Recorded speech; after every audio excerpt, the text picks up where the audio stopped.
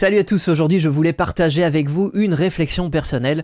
Pourquoi j'ai quitté Fuji pour passer chez Sony en full frame. Alors attention, ce n'est pas un rejet total de Fuji parce que j'ai toujours un X106 que j'adore. Et en plus encore un vieux X-T1, mais après avoir longtemps hésité, j'ai franchi le pas en septembre dernier. Ainsi, j'ai revendu mon X-T5 et toutes mes optiques Fuji dont je disposais, beaucoup de focales fixes, des zooms, etc. Et je vais vous expliquer pourquoi. Let's go!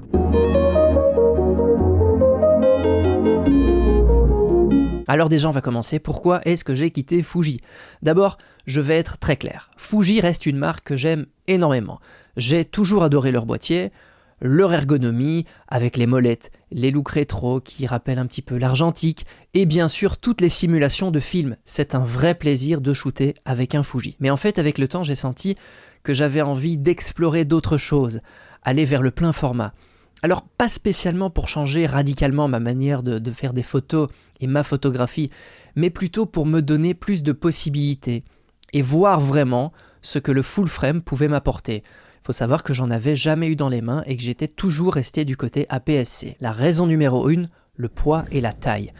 Souvent on entend que le plein format c'est lourd, c'est encombrant. Alors c'est vrai, mais pas toujours à 100%.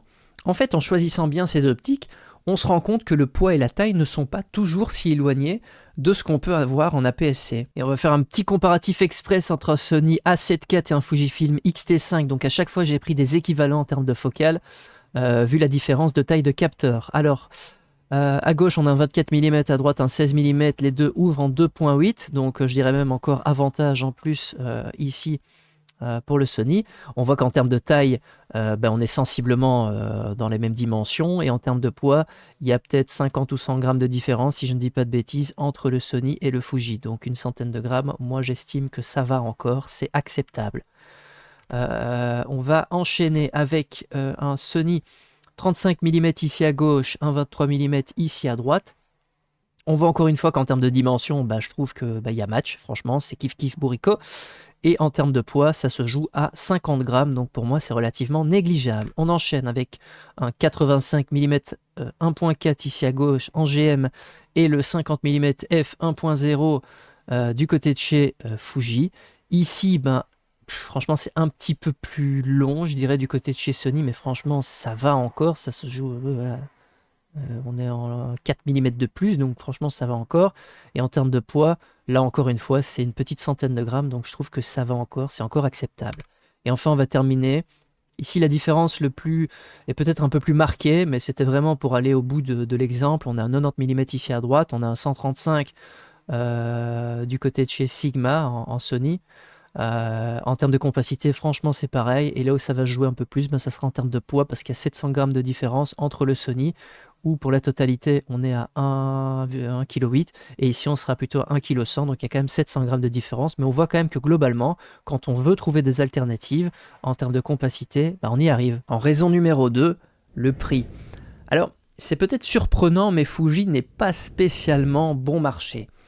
Leur optique haut de gamme coûte relativement cher, et on a parfois l'impression de payer autant qu'en plein format. Chez Sony, en fait, j'ai trouvé pas mal d'alternatives. Alors on a des optiques natives bien sûr, mais aussi tout un écosystème avec Sigma, Tamron, Viltrox, et surtout un marché de l'occasion gigantesque. Ça permet vraiment de s'équiper intelligemment sans faire exploser le budget. Alors oui, bien sûr, on peut le faire aussi du côté Fuji, mais je trouvais vraiment qu'il y avait moyen de s'en sortir très très bien du côté de chez Sony. Par exemple, je peux parler du 50 mm f1.0 de chez Fuji. Il est à plus ou moins 1600 €, et pour comparer, prendre quelque chose de relativement similaire, on a un 35 mm 1.4 en Sony GM, qui est vraiment le top du top, et il est plus ou moins au même prix, voire des fois un peu moins cher quand on a des promos. Alors je tiens quand même à préciser, pour être totalement honnête, que oui, les prix sont globalement plus élevés si on veut le top du top en full frame. Raison numéro 3, la profondeur de champ et le rendu. Alors ça vraiment, c'était l'argument décisif. En plein format, on a une profondeur de champ un petit peu plus réduite, ce qui permet une séparation des plans plus marquée. Je ne fais pas spécialement beaucoup de portraits posés, mais j'adore les portraits volés en street photo, notamment. Et en fait, ce rendu un peu plus crémeux, avec un beau flou d'arrière-plan, je l'ai vraiment retrouvé avec Sony et j'arrivais en fait plus facilement à retranscrire ce que j'avais en face de moi avec un Sony qu'avec un Fuji. Alors on va être clair, c'est pas indispensable, mais c'est un plaisir supplémentaire, un look qui me parle vraiment beaucoup. Je précise également que je ne suis pas un fanatique du flou et de faire du bokeh pour faire du bokeh. C'est pas ça qui va faire de votre photo merdique un chef-d'œuvre. Pour moi, c'est un peu de la masturbation intellectuelle, mais des fois ici, quand le fond rencontre la forme, on prend quoi. Alors bien sûr, de temps en temps, Fuji me manque. Déjà, les molettes de réglage, qui permettent de tout contrôler directement, sans passer 36 heures dans les menus. Le look des boîtiers, vraiment, c'est unique, c'est très très beau. Et puis aussi, surtout les simulations de films, ça reste quelque chose de vraiment spécial qu'on ne retrouve pas ailleurs. Alors bien sûr, oui, on peut recréer des looks en post-prod, mais c'est pas la même expérience que de shooter directement avec une simulation de film directement appliquée sur le boîtier. Alors aujourd'hui, mon setup, c'est quoi ? C'est un Sony A7 IV. C'est vraiment mon boîtier principal que j'utilise souvent. En backup, j'ai un Fujifilm X106 que je garde pour le plaisir. C'est vraiment le boîtier que j'ai souvent dans mon sac photo et il me permet de retrouver cette petite touche Fuji quand j'en ai envie avec une super qualité, quoi. Et enfin, on va terminer par le Ricoh GR3 comme appareil de tous les jours. C'est un vrai journal de bord au quotidien, un journal quotidien photo. Et aussi en bonus, j'ai encore un vieux X-T1, un boîtier auquel je reste attaché, juste un boîtier 100% plaisir avec des optiques vintage. Alors en résumé, je pense pas qu'il y ait de meilleur écosystème qu'un autre.